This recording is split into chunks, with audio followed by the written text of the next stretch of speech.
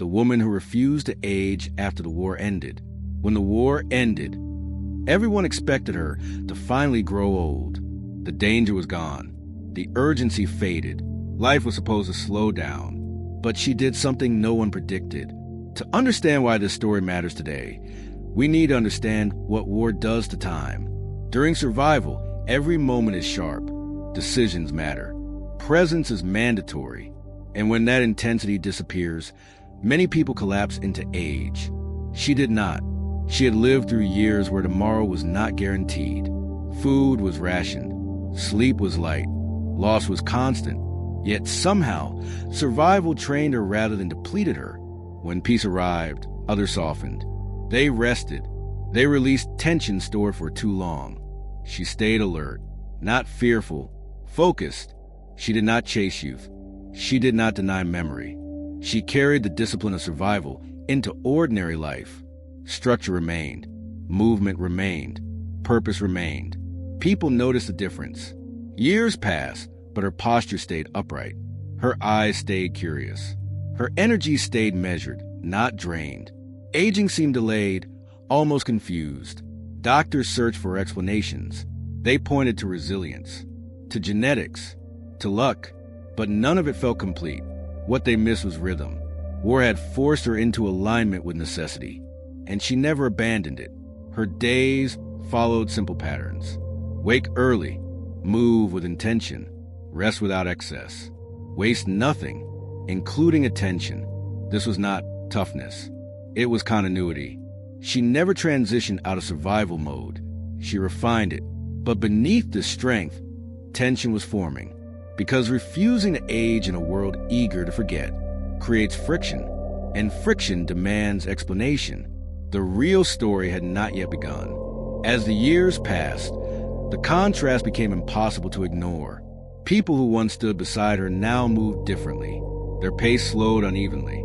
Their energy scattered. They aged as expected. She did not. Her body changed, but it did not retreat. Strength softened into efficiency. Speed transformed into precision. Nothing was wasted. Not motion, not effort, not attention. Those around her assumed discipline would eventually crack, that the accumulated weight of memory would surface. But memory did not burden her. It organized her. She remembered loss clearly. Names, faces, moments that never returned. Yet she did not dwell there. She treated memory like a reference, not a residence. This confused people. They expected trauma to age her faster. Instead, it anchored her. War had stripped life to essentials. And once stripped, nothing unnecessary was allowed back in. Doctors called it resilience. But resilience implies recovery. She never recovered. She continued. Her routine remained consistent. Meals were modest. Movement was daily. Rest was intentional. But the most striking pattern was mental. She did not rush. She did not delay. She responded. When something needed doing, she did it. When it didn't, she let it pass. There was no excess anxiety, no rehearsal catastrophe. She had already lived through worse. However, tension grew socially.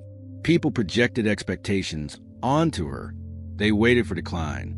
They watched for signs. Each birthday felt like a challenge to order. She became uncomfortable proof that aging is not only biological.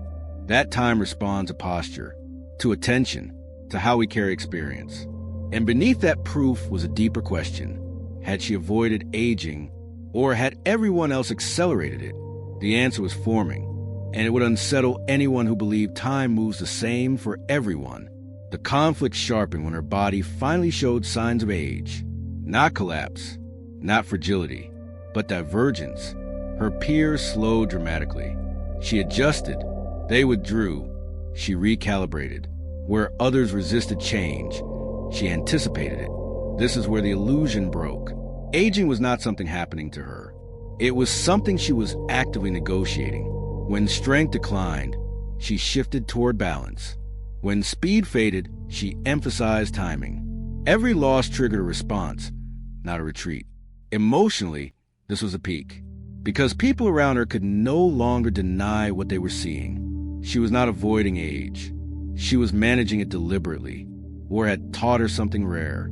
That fear consumes more energy than action. That hesitation creates more damage than movement. And that clarity, once earned, should not be surrendered. While others worried about decline, she focused on function. Can I move today? Can I contribute today? Can I remain useful in some way? Purpose became her anchor, not ambition, not nostalgia, usefulness. The paradox grew uncomfortable. Modern life promises comfort. She had lived without it.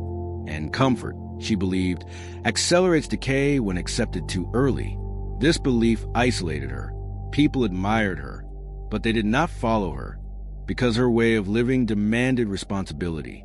And responsibility is heavier than hope. The tension reached its height here because her life challenged a comforting narrative that aging is inevitable and passive, that decline arrives on schedule. She was proof that posture matters, that how we meet time shapes how time meets us.